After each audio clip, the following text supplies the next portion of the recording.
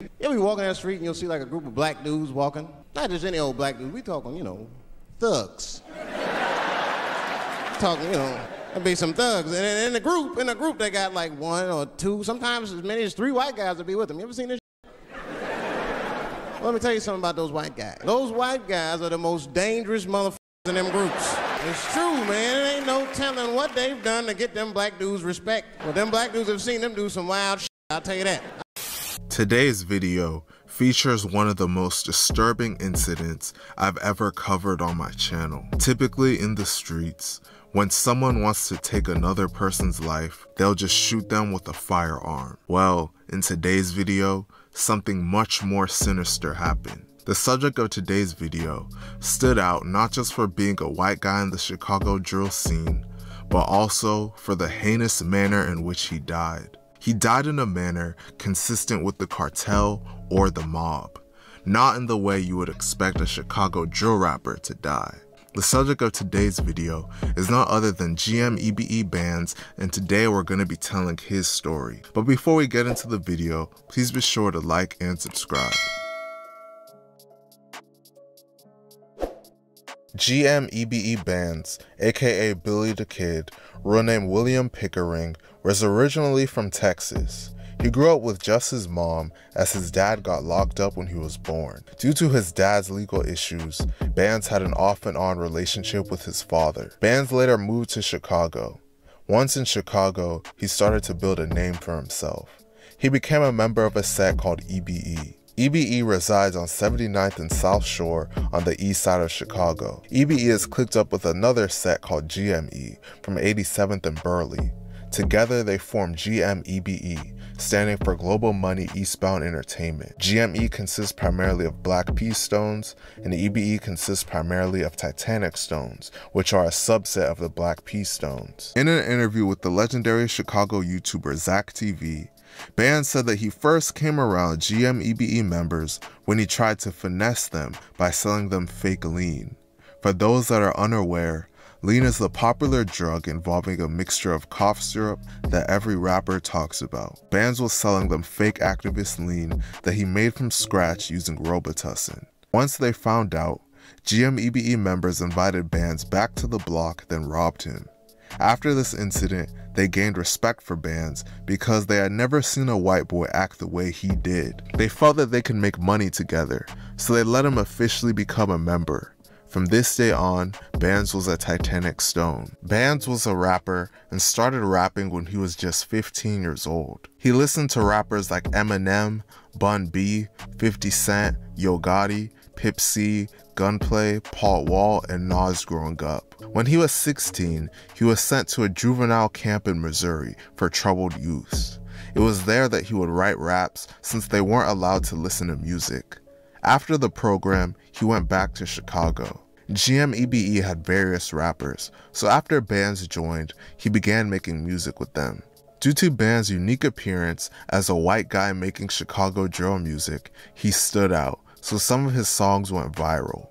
Around that time, another white rapper named Slim Jesus blew up making drill music as well, but Bandz was offended at being compared to him. Slim Jesus admitted that everything he said in his songs was fiction, whereas Bandz was actually with it and lived his raps. Known Chicago gang members like Tay 600 and Little Reese vouched for him. Not only was Bandz a rapper, but he was also a drug dealer. Him and other GMEBE members would commit various crimes together and soon find themselves in legal trouble. On January 10, 2016, multiple GMEBE members committed a home invasion robbery. On that night, a GMEBE member named Little Chief Dinero and another named EBE Murda entered a home in the 2000 block of Perkins Road at about 4:30 a.m. Once they were in the home, they walked to the bedroom door of the couple living there and pointed their guns at them. They demanded money from the couple, and when the man living there opened a safe to show them there was no cash inside, Dinero pistol whipped the man in the back of his head. The man then dashed out of the house, running down the street in his boxer shorts wrapped in a blanket. A Champaign County Sheriff's deputy spotted him and summoned help. By the time the deputies got to the house, Dinero and Murda were gone. A 16-year-old boy staying there was awakened, threatened, and put in a bedroom, while a 19-year-old girl was dragged by her hair into the bedroom and threatened. The couple reported about $925 missing from a nightstand, and a video surveillance system, 2 cell phones, an electronic tablet, and identification were stolen. The couple identified both Murda and Dinero in photo lineups, and warrants were issued for their arrests. They were both picked up in early March. Ultimately, both EBE Murda and Little Chief Dinero were sentenced to 7.5 years in prison for this incident on aggravated robbery charges. Following his release from prison and after Band's death, Murda would admit in an interview that Bandz did the robbery with them, but since he was white and the offenders were described as black, the police never suspected him of anything. Little Chief Dinero and EBE Murda never snitched on him. A known Chicago gang member named Tay600 said in a Storytime video about Bandz that Bandz was paranoid after this incident and was worried that the police would pick him up at any moment. Tay600 reassured him that since he was white, he would never be on the police's radar. Bandz was able to avoid punishment for this incident, but his connection with troubled individuals would cause him to pay the ultimate price.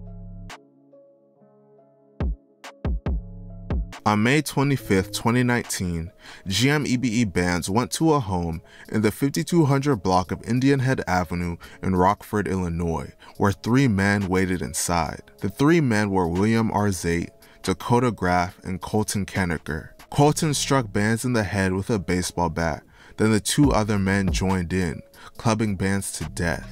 After the beating, another man named Manuel Ramirez joined them, and they loaded Band's body into a truck and drove to a field in Winnebago County. They then proceeded to set his body on fire.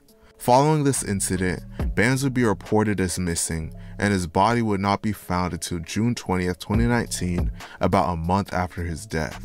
Colton Kennecker was arrested in February of 2021 in Arizona and was ultimately sentenced to 32 years in prison. Dakota Graff was sentenced to 35 years in prison. In a shocking turn of events, Manuel Ramirez was sentenced to just 6 months in prison for concealment of a homicidal death. In an even more shocking turn of events, William R. Zate was given a $1 million bond when he was arrested. To post a bond, you typically have to pay just 10% of it, so R. Zate paid the $100,000. After being released on bond, R. Zate went on the run and still hasn't been caught till this day.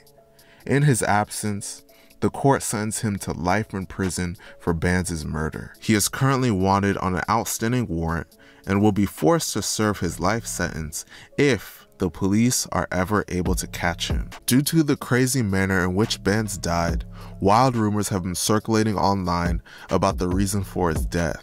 There are some people that believe that the men that killed Bandz worked with the cartel and gave Bandz dope to sell, which he then proceeded to steal and keep for himself. This theory has never been proven and seems unlikely. An Instagram user that made an account dedicated to honoring the memory of Gmebe Bandz offered a theory that makes more sense. According to them, Bandz looked after William R. Zate and would give him pills to sell. Rather than sell the pills, R. Zate would allegedly take them and became addicted. This allegedly caused R. Zate to owe a debt to Bandz. Rather than pay off the debt, R. Zate allegedly decided to gather his friends to kill, then rob Bandz. This theory has never been confirmed either, however it seems more realistic. This is definitely the most disturbing story I've ever covered. The way Bandz died is something you would expect from the cartel or the mafia. Typically, rappers that get killed die from shootings, not something super wild like this. This story shows you that you can't judge a book by its cover. The people that killed him look like your typical suburban college students. You could walk by them and never suspect a thing. RIP to Gmebe Bandz. Let me know what you guys think about this situation in the comment section, and please be sure to like and subscribe. Thank you for watching.